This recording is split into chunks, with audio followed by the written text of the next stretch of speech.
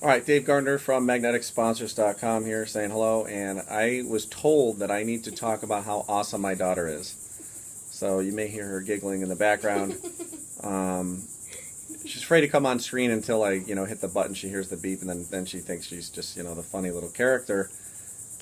I had a good interview with her a couple weeks ago, which you may see the video to that as well, about, being a young entrepreneur and working with your little sister. Oh, yeah. And having a lot of patience, right? Working. Yeah. So do you remember that experience about working with a lemonade stand? Yeah. Do you think you'll do that again?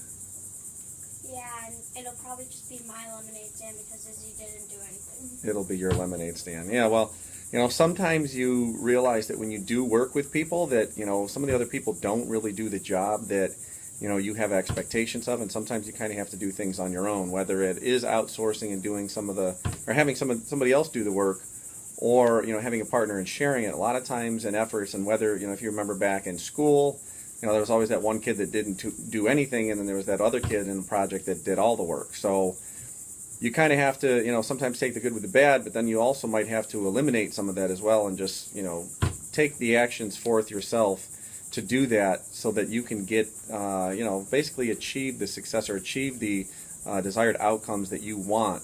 And if someone isn't really doing the effort that they want or that you want them to do, or, if you have maybe a customer or a client that is really being more of a hassle to you, maybe it's time to eliminate them as well and fire the ones that are causing more of your problems. One of the other things that the 4-hour work week, which I've been reading and just finished this week down on vacation in South Carolina, talked about was the idea of the 80-20 principle, where, a lot of times, and this can be used in different scenarios, but let's say, for example, 20% of your customers might give you 80% of your problems, and maybe it's time for you to fire them or put them on an automated system where, you'll still accept their billing and their sales, but you're going to limit them to how they can get in touch with you. Maybe it's going to be an autoresponder through your email.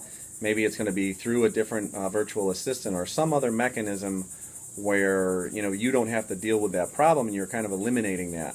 Because a lot of times, in the opposite end, maybe 80% of your commissions and sales or your profits are maybe only coming from 20% of your clients. And you want to focus on those people instead, where you can even build a better relationship and develop more skill sets through them, or, again, like I said, a bigger profit through them, and be able to help them more, because that's where it's going to be a continuation of that 80%. Again, it goes both ways, and you may have heard of this principle. I believe it's called the Pareto Principle in different scenarios. So feel free to fire those people that really aren't benefiting you. As a teacher, I wish sometimes I could fire some of my students. Unfortunately, I can't, which my daughter is now laughing at again, because they often will not do any of the work, and sometimes they cause most of the problems in the schoolroom. So you got to do what you got to do sometimes to put yourself forward, and if that gets down to the point where you have to eliminate certain things, by all means, go ahead and do it. In the long run, you'll be better off for it. Thanks.